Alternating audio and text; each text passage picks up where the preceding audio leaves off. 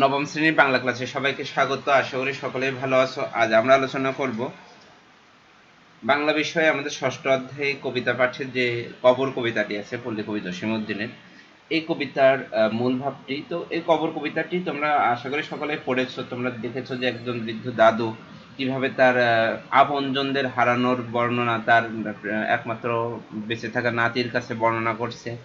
এবং এই কবিতাটি খুবই আবেগ আপ্লুত একটি কবিতা, খুবই কষ্টের একটি কবিতা। আমি কখনো এই কবিতাটি শেষ পর্যন্ত পড়তে পারিনি, আমার আবেগ চলে এসেছে আমার। তো যাই হোক, আমরা এখন এই কবর কবিতাটি, কবির বিখ্যাত একটি কবিতা। তোমরা এই কবিতাটি কিন্তু কবি ছাত্র জীবনে রচনা করেছিলেন। তোমাদের একটু পটভূমিটা বলে রাখি। কবি যখন তার এক বন্ধুর বাড়িতে বেড়াতে যায়, তখন সেই এলাকায় তার একজন সেই এলাকায় গিয়ে দেখতে পায় যে একটা পরিবারের অনেকেই মানে প্রায় গ্রামের যে কলেরা রোগ হতো আগে, সেই কলেরা রোগে বা একটা গ্রামীণ রোগে একটা পরিবার সকলেই মৃত্যুবরণ করে, একজন মাত্র বেঁচে আছে। তো তার দুঃখ কষ্টের কথা ভেবে, তার কথাগুলো ভেবে তিনি কবি এই কবিতাটি তার মনের মাধুরী মিশিয়ে রচনা করেছেন। কবি ছাত্র জীবনে থেকে ঢাকা বিশ্ববিদ্যালয়ে যখন তিনি, মানে আমার বলতেছি আমার কেমন যেন মানে হচ্ছে। তো কবি যখন ঢাকা বিশ্ববিদ্যালয়ে অধ্যয়ন করতেন, তখনই কবি এই কবিতাটি রচনা করেন এবং সেটি একটি আসরে পাঠও করেন। এবং তিনি ছাত্র থাকা অবস্থায় এই কবিতাটি কিন্তু সেই সময়ের প্রবেশিকা শিক্ষা পাঠে কিন্তু অন্তর্ভুক্ত হয়ে যায়। তো আমরা এখন কবিতার মূল ভাবটি জানবো।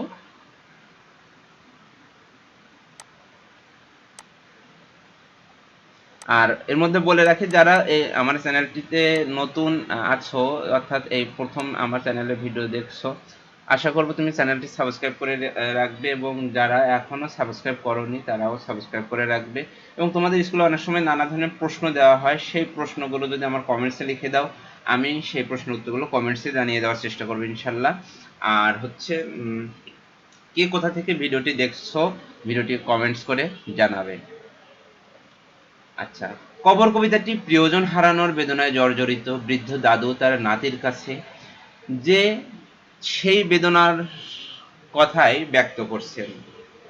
দাদু প্রথমে তার প্রিয়তম স্ত্রীকে হারিয়েছেন, যে স্ত্রীকে তিনি চোখের আড়াল করতে চাইতেন না, যে তাকে ছেড়ে থাকতে যে তাকে ছেড়ে থাকতে কষ্ট পেত, সেই আজ তাকে ছেড়ে না ফেরার দেশে চলে গেছে। ৩০ বছর ধরে দাদু তার কবরে শায়িত স্ত্রীর জন্য অশ্রু বিসর্জন করছে।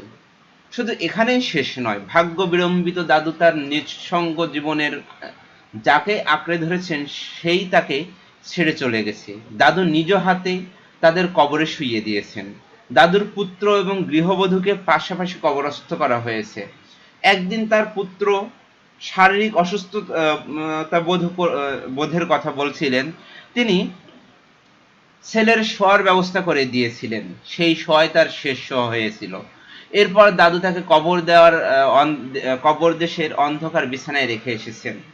তো এইখানে একটি লাইন আছে যে এই কবিতায় যে তুমি যে কহিলা, তোমাদেরকে একটু দেখাই, এর জন্য আসলে অপ্রাসঙ্গে চলে যাচ্ছি। এই যে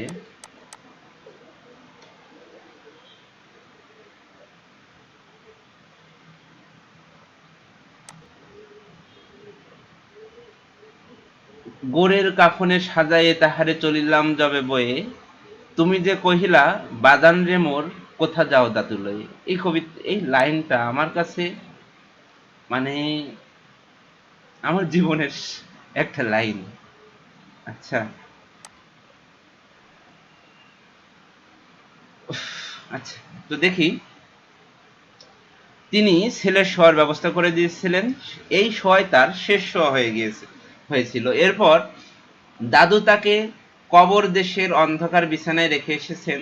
এই শোক সহ্য করতে না পেরে বৃদ্ধের পুত্রবধূও জীবনের মায়া ত্যাগ করে। মৃত্যুর কোলে ঠাঁই নেয় সেও। প্রিয়জন হারানোর কষ্ট বুকে চেপে দাদুকে মেনে নিতে হয়েছে জীবনের এই অনিবার্য পরিণতিকে। তো এই ছিল আমাদের কবর কবিতার মূল ভাব। সবাই ভালো থাকবে। আর এই কবিতার শেষে একটি কবিতা তোমরা দেখতে পাবে। এটা আমার আবৃত্তি করা কবিতা, তোমরা চাইলে কবিতাটি দেখতে পারো। আর যে যে দেখবে তোমার নাম, কে কে দেখছো এই ভিডিওটি দেখার পরে আমাকে জানালে আমারও খুব ভালো লাগবে। সবাই ভালো থাকবে, সুস্থ থাকবে, এ কামনা করে এখানে শেষ করছি। আল্লাহ হাফেজ।